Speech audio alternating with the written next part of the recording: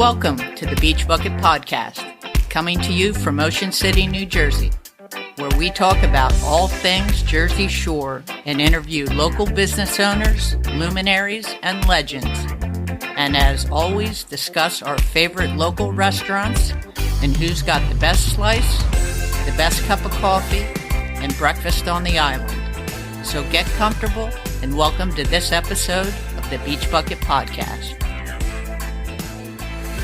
Every once in a while, a business comes along that makes you stop and say, why didn't I think of that? Well, today we are talking about one of those businesses. We are talking about Beach Caddy, a premier service that started in Ocean City, New Jersey in 2015. And here to talk to us about it is Todd Serpico. Welcome to the podcast, Todd. How are you?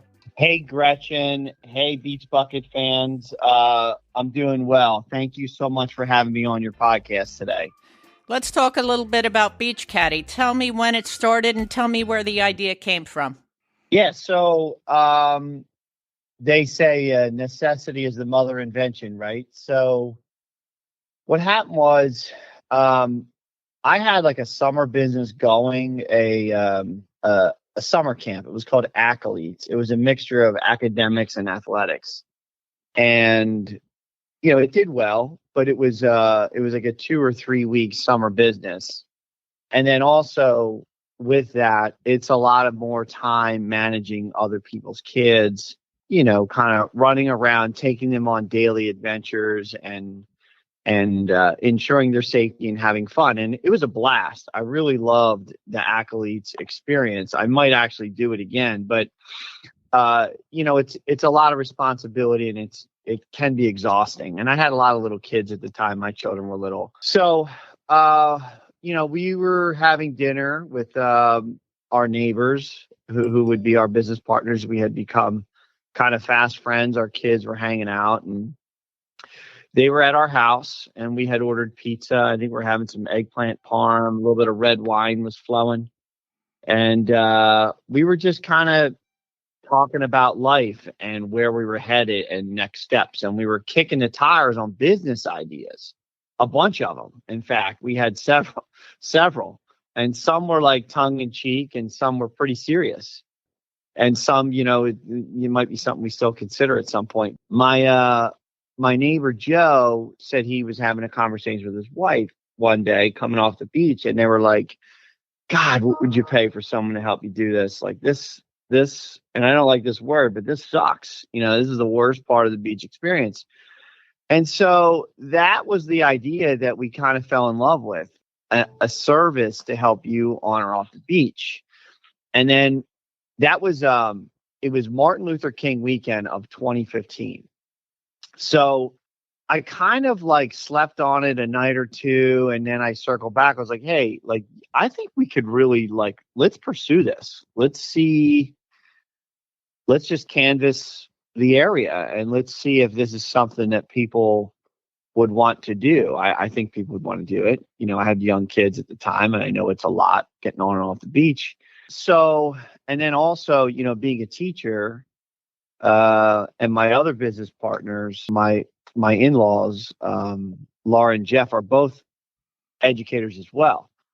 And so, you know, we wanted to bring them into the business, our neighbors. And my neighbors that were partners had family that were also in the space of education and technology. So basically, there were like, we say there were signs, like there were just green lights everywhere. Mm-hmm. Logistically, it made sense. The idea made sense. And then we started to come up with what would it be called? You know, how would the business model work?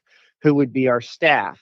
You know, what equipment will we need? What technology we need? And we just started to look in all of these things and kind of got excited about it. And, you know, and just, it kind of just snowballed from there. Things just kind of fell into place. It was a lot of work, obviously, but, you know, we talked to the city, and at first the city was kind of like, you want to do what? No, that doesn't exist. You can't do that. But actually, one of the couple big influencers on us were David Hoy of Hoy's. I used to work for David, Hoy's Five and Dimes. And I talked to him about it. He loved the idea, and he was funny. He said, "Todd, one of the very first jobs I ever had was helping people on and off the beach, just setting up chairs. And it was just kind of an informal thing that he did. And then another good friend of ours, our business team, is the Randazzo family. I work for them in the summer.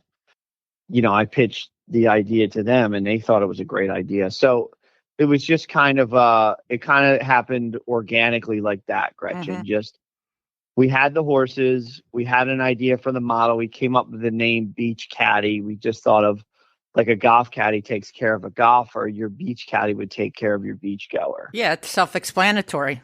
Self-explanatory. And we wanted it to be simple, right? Mm-hmm. A simple business model, simple service. We found out being a business owner is extremely complex and nothing's ever simple. But Sure. No, it was our friends and families kind of like support us and said, go for it. And here we are 9 years later, a pandemic behind us, and we're still around. Yeah. And you've should expanded. Yeah, we expanded. And I should say, Gretchen, I'd be remiss not to mention, thanks to you and putting us in your buckets. And when something went wrong with a customer, you would take care of them with a lunch. So it's also part of our success has been building relationships with other grinders, positive people, people that are encouraging and also honest, and people who people like yourself and Beach Bucket Lunch who kind of help us kind of brainstorm sometimes and solve problems. So I wanted to also say thank you for your support over these 9 years, and you're a part of our story for sure. Well, I think like Beach Bucket Lunch, it was another situation where, you see a need, Exactly. people like to eat on the beach, and delivering lunch to the beach. How can that be done in a feasible way, and partnering with Blitzes? And I met you. I think you were based out of Randazzo's at that point, and you wanted to put some flyers in our buckets, and we had a conversation. I was like, "That's a brilliant idea," and kind of it went from there. And the rest is history, as they say. But I've watched you grow, and you're in Sea Isle, you're in Avalon, you're in Stone Harbor. How has that expansion evolved for you guys? Yeah, so I remember too, Gretchen, before I talk about our expansion, running into you and kind of looking at each other, and you're doing what. And I remember coming to your house down there and literally with a stack of flyers and putting them in buckets. So yeah, that was a hot, sweaty summer day. One of those memories I have, but thank you for that. And your question about expansion. So Ocean City, we did like 300 jobs our first year, 700 our second, close to 1,000 our third. So it was growing. And we were doing the setup service, primarily the beach setup and takedown through the mobile application we built called Beach Caddy. And that was available on iOS and the Google Play Store. And we were getting a lot of media attention. Action News a couple of times. The Philadelphia Inquirer picked up our story. A lot of local newspapers. I think it's the Sentinel and Social Time, like a lot of local stories. And I think that really helped our expansion. And what started to happen where we started to get a lot of emails, questions, Facebook messages from fans, and kind of wanting to invest, be a part of the Beach Caddy story. And a lot of investors were kind of coming after us and say, hey, we want to be on your team. We want to scale this thing. We think we need you in Wildwood. We need you in Sea Isle, Ocean City, Stone Harbor, Margate, Ventnor, Florida, California. Like we had a lot of people saying they wanted Beach Caddy in other places. Easier said than done. The long story short there is we decided expansion was something that we wanted to do, but to do that we needed some funding. So we pulled those we canvassed those investors to see who was serious and who was just sending emails, because there's a big difference.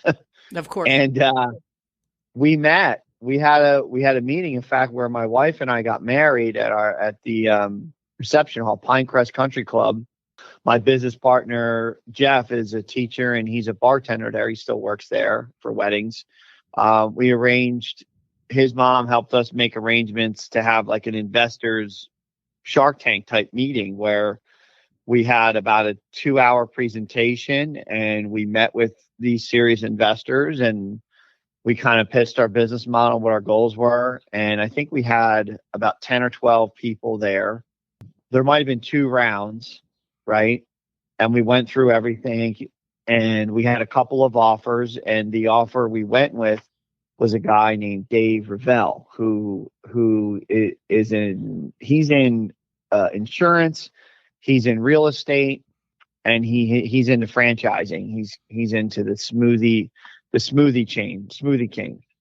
And he's a local guy. He's about our age, and he liked our business team. He said, "I like your idea, but I like your people more." He's like, "I invest in people, not ideas." Okay. So Dave and the Beach Caddy team, we became friendly, and from there we started having more serious conversations about that offer, and the offer made sense. So we took those funds and we enhanced our fleet, we enhanced our app, and we expanded into Sea Isle, Avalon, and Stone Harbor. So that's that was 2017, 2018. The summer of 2018, I think, was our first year of expansion. So we've been existing in Sea Isle, Avalon, and Stone Harbor since 2018. Now, with the pandemic, we changed our services there. So our services look a little different in the different towns. So in Ocean City, we do the beach setup and takedown. We do the move in and the move out, and we do cart rentals for the do-it-yourself dad or mom, family person, whatever. So in Sea Isle, we do move in and move out and cart rentals only. And then in Avalon, Stone Harbor, we only do move in and move outs right now. Now, that's subject to change. It depends on staffing. It depends on what our goals are for this year. So the business itself exists from Ocean City to Sea Isle to Avalon to Stone Harbor, but the services available in each town are a little bit different right now, which can be confusing for customers, but usually we can find a way to help people. Sure. If they reach out. So that's and I imagine it's got to be a little bit fluid because of the, there's challenges around finding kids to work. Have you had that experience? Probably the biggest challenge is finding good staff, consistent staff, and keeping staff into the later months. Obviously, August is a very, very busy time at the beach for a couple of reasons. For the families who are associated with softball and baseball and lacrosse, they do a tremendous amount of travel tournaments from the spring through the end of July. And a lot of those families start their beach vacations in August. Okay.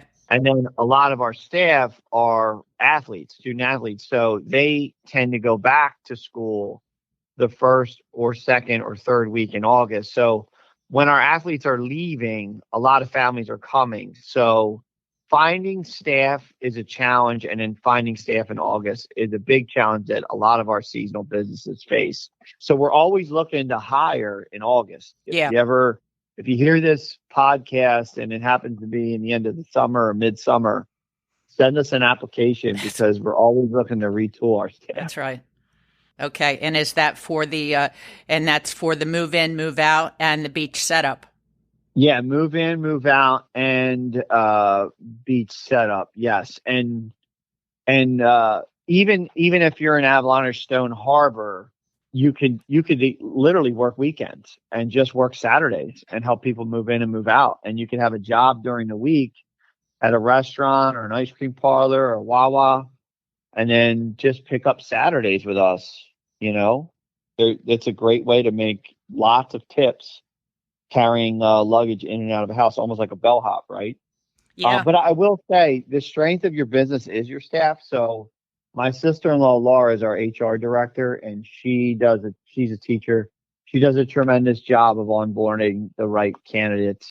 We try to vet them. We try to have a reference or two. We like personality, and we like problem solvers, because things are going to happen, right? Yeah, I And was I was customers going are to going ask, what are you to. looking for in a good caddy? So personality, right? The ability to make eye contact and talk to a customer and be pleasant. Someone who manages their time well. So being punctual and also someone that communicates well if something happens. So say you drop a bag, right? And you break their tomato sauce on the sidewalk. Like, we want to hear from you before we hear from the customer. Of course. So we can get you some help. Hey, let me replace that bag of groceries for you, and let's see if, like, do what it takes. I don't care how long it takes. Try to clean it up. Be careful, and we'll send the customer a credit for the groceries we damaged. Now, that hasn't happened. I'm just giving an example of what could happen. Things do happen, but we want the customer, the caddy, to tell us if there was a problem, and really just treat them like family. Like, say this is your mom, you're moving them in. Like, you would talk to your mom, like, hey, where would you like this, mom? Just putting things in the right places, simple things like that. Sure, going the extra Communication. mile. Right. And it's the best as a business owner when you get a text or a phone call or an email from a customer and just say, hey, Dante was so pleasant and positive and happy, and he had such a good attitude. He was sweating and he was working so hard. And, we love to get those messages, and we always relay them back to our staff. And, sometimes we'll send them like a $15 Amazon gift card. Hey, you got a shout out from a customer. Here you go. Go enjoy yourself, or we'll buy them lunch or something like that when we can. But ultimately, the reward they get is in the tip. We've got these caddies that get 20, 30, 40, $50 tips for just carrying some stuff in 30 minutes. People are generous. People are in a good mood. They're excited to be on vacation. They've worked hard all year for that week or two they're down there. And people, people are excited to be living again. So the tips for the caddies kind of reveal that. Absolutely. One of your tags is beach time is family time. I think that's something I see on your posts a lot. And that resonates a lot with what I do for Beach Bucket Lunch. People are excited to be on the beach, and it means a lot because both of what your business and my business does is geared towards families. You're providing a service towards families, and I think people do appreciate that. It's bringing lunch to the beach or bringing gear to the beach or moving people in and out. And tips are a big part of that business, and customer reviews are a big part of that business. And people do respond in kind when you do a good job. Yeah, you nailed it. They definitely appreciate, the hard work. And the kids are rewarded with, like I said, those $20 bills. Absolutely. So, but yeah, we're looking for kids that are personable, on time, and communicate well, solve problems, and can honor a schedule. And a lot of times what we do is we get word of mouth. So like the big brother work for us or the neighbor work for us. And then we get, we get the friend of the family. A lot of the referrals help us. And then being teachers, a lot of us have former students that come back. They know about the business. They're down there for the summer. They pick up a summer for us. And, we usually get staff for a summer or two, sometimes 3. And then they get older and they pick other jobs. Mm-hmm. It's not for everybody. The business, it's hot. You're carrying heavy things. You got to have a certain mindset to do this job. But it does teach, kids hard work, respect, people skills, things like that. And we have had one guy who's been with us since the start. His name's Nick. He's from Ocean City. He's one of our managers and just a great young man. And we're really proud to have kept him this whole time. He's like part of the family now. I bet. When you find someone like that, you try to keep them around, I'm sure. Now you guys have gone through a couple evolutions in carts. Now you guys have designed a cart at this point. Is that right? So great question. And hats off to you and your research, and following our story. Yeah, we've had 3 different models so far. The wheelies hard bucket cart that we started with, we did those for the first couple of years. Then we moved to more of like the fishing cart design where it's longer and leaner. It carries about 200 pounds in weight. It's a little bit easier to pack. It holds more equipment than the hard-sided plastic bucket carts. And then we retooled that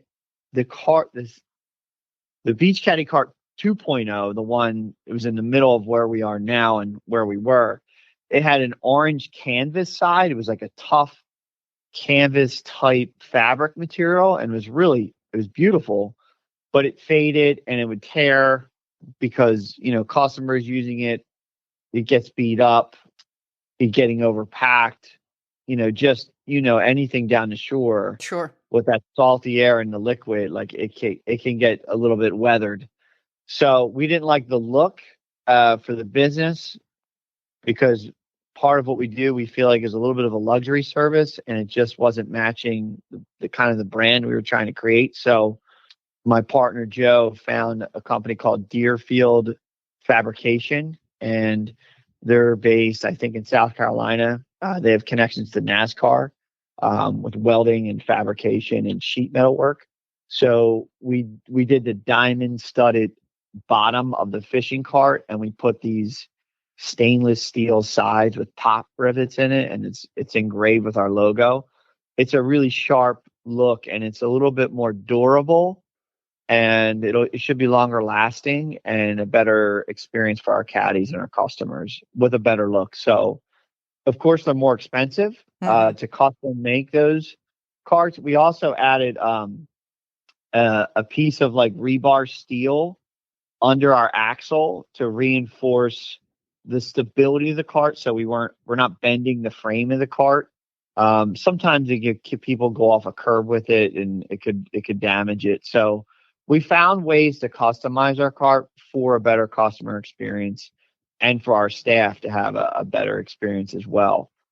So yeah, we're kind of on cart 3.0. Some other things we did along the way is we made these caddy sticks, and the caddy stick was a device that we used to connect a bicycle to our cart. So when caddies were going to houses, they would hitch their cart to the back of a bicycle and then kind of ride around town that way. Because a lot of our staff are 14, 15, 16 years old. They don't have driver's license.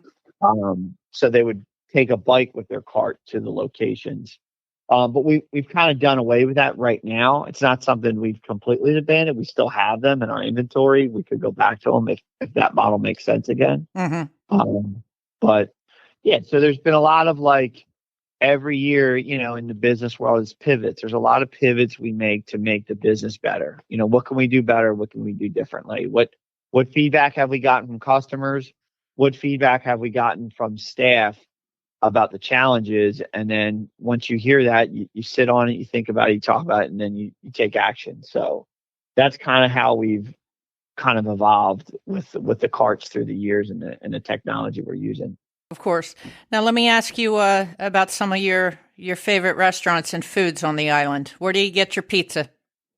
So we're big on like loyalty and family. So because of my roots with Randazzo's, working there, having dinners with the family after a shift, Joe and Marianne, the kids, young Joe, Sylvia, and Jack, they just really were great. Treated me like gold during my college years. So we always like to go back and support them. They've got great food, and they've got great pasta there too. Well, I mean, the food, exactly. If the food wasn't good, we wouldn't be doing it. But yeah, the food's great, and the atmosphere and the people just are awesome. And it's always, like you said, the food's always good. It's always hot. They always take care of us. even as busy as they are, like we've had nothing but good experience at Randazzo's. We've done Kessel's Corner for lunches sometimes, the Boyers markets, the blitzes through the years. John and Patty's is a place we've enjoyed. We have like a family tradition where we go to the Crab Trap for dinner every summer. I'm trying to think, Sack of Subs. We do a lot of Sack of Subs down on 55th because we're on the south end there. So we're there a lot, or we bring some Sack of Subs to the beach. Mike's Seafood down on the south end. We Preps Pizza on the boardwalk. We'll hit them up. We do the food promenade. There's a lot of great spots in that promenade that we'll use for dinner if we're hitting the boardwalk. Trying to think. I hate to miss. There's so many good spots. Obviously, we're going to miss Tacos. Oh yeah, but good for them. There's a lot of great spots. I'm sure I'm missing a few, but yeah, anybody. A lot of those the food industry down there are similar to what we're doing, Gretchen. It's just family business. And once you have a good meal there, you just continue to go back and support them. So, yeah, there's a lot of great places to eat on the island. That's for sure. Yeah, and I'm sorry, I probably missed 5 or 6 that we used. That's easy to do. I think you named some pretty great places. Yeah. Are you getting excited for the summer? So, yeah, it's funny. I went for a run this morning with a friend. He's like, "Hey man, you gearing up for Beach Caddy? You getting ready?" I said, "Well, we need to get together and start talking. We're doing some contests for the Super Bowl. We're doing some swag giveaway. So look for that. I'd love for you to share it, and I'm happy to share some stuff for you. But yeah, we're going to get excited. We had a good year last year. We're kind of getting a little bit back to where we wanted to be. Honestly, we wanted to be a franchise. That's where we saw this thing going. Our kids are getting old enough where they can start working for us. They're excited to get some shifts with Beach Caddy. We're excited to provide service for our customers, our loyal customers. When we get a customer, we typically don't lose them. Even if we were busy and we were 10 minutes late, they typically understand how busy we are, and we make it up to them. So we're looking forward to taking care of our customers. That's really a lot of what drives us, and trying to continue to grow this thing. And I think one of the things for us is we grow, but we don't grow too fast. You grow with what you can handle. Because my wife's a nurse, my neighbors, they have careers in the business world and in real estate, and my in-laws are teachers. So we have families and we have other careers. This is a summer business, a seasonal business. And it's kind of like a good change of pace business for us. Like when you teach all year, it's good to like separate your mind from managing a classroom and manage something different, something psychological about that. And it's like a new challenge, but it also keeps your mind going a bit. So yeah, we're looking forward to getting some new customers and taking care of the old ones for sure. Sure. Well, I appreciate you talking to me today. And it's, Beach Caddy is a great business. And I've watched you from the start, and I think you epitomize, beach time is family time. And I appreciate you being on my podcast, and I hope you come back. Gretchen, we love what you do, and we hope to continue to support you, and thank you for having us as your guest. It's an honor and pleasure to do business with you. You do the same thing. All you're doing is taking care of families while they're on vacation, and they deserve a great experience. So I hope to do a better job of promoting you guys this summer, and wish you luck in 2023. And thank you very much for having us today. Thank you, Todd.